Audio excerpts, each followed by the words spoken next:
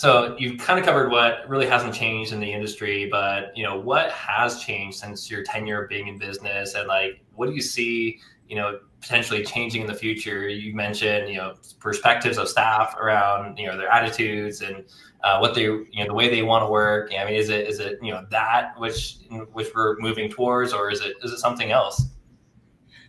Well, everything's changed. And to be honest with you, if you're not going to change, and I saw this, if we didn't change, we were going to, become like a dinosaur, extinct.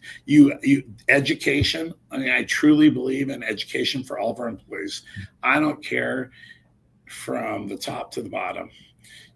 We want our lowest man, the brand new guy that we hire, if he comes in and he says, listen, this is unsafe, we want him to be able to speak up and say, I'm not going down in that ditch without the right shoring or the right air monitoring or this or that. To the newer offices with, the computer systems that help the estimating and the technology that helps get there. And I mean, one of the things that bothers some of the older guys in the industry is it's a lot more paperwork. Like, we have to submit every little tiny thing we do for a job. So when we build a road, there's AB, which is aggregate base, AB underneath the road. The classification for AB is class 2 AB.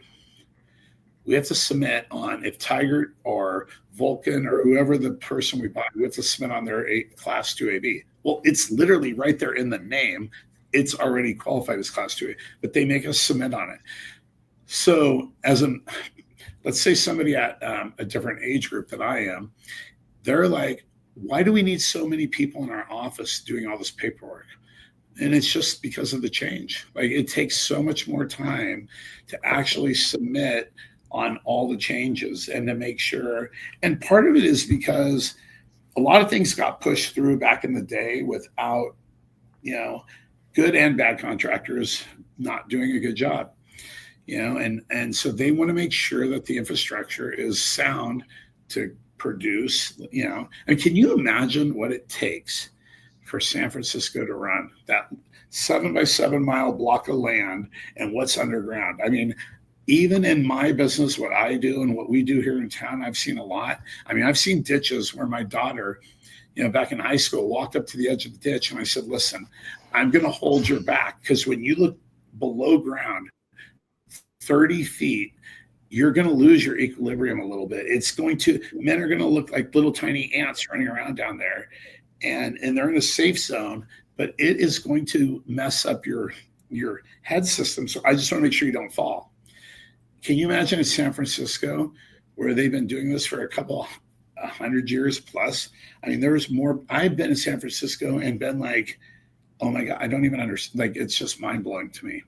And you see these pictures from New York, the Boston Great Dig, all these things that happen in our community. It takes a lot more than one or two people. It takes a whole process to get this done and to keep our community. Like, what we do is infrastructure, and it's one little tiny piece that starts, right? And then you have all the computer people and all the radio and news and all that stuff. Without the people at our level, which I consider, I don't mean a bottom level, like a lower level, but without the infrastructure, none of that stuff works. Can we say foundational?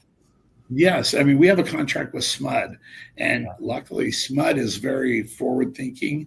Most of the communities, the good service departments are forward thinking, but without them thinking about, holy cow, how do we take care of old infrastructure? Like, just because you live in a 60, 70-year-old neighborhood, you should not have less internet, less power, less anything. Like, the good community leaders want to take care of the older communities as much as the new communities. And so that means they have to keep reinvesting in the older communities.